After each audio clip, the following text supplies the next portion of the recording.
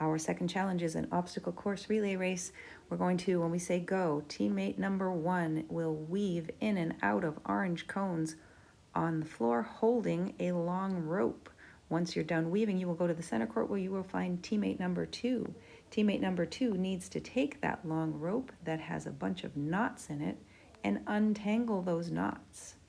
Once the knots are untangled, you will hand that rope to your next teammates. Those next teammates will do a wonderful game of leapfrog, leaping over each other to get to the end zone.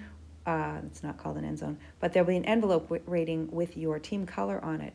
You are then going to take that envelope and run it back across the court to the 2 puzzle solvers at the other end of the court. All team members may be there. You may yell and help your puzzle solvers, but you may not touch the puzzle pieces.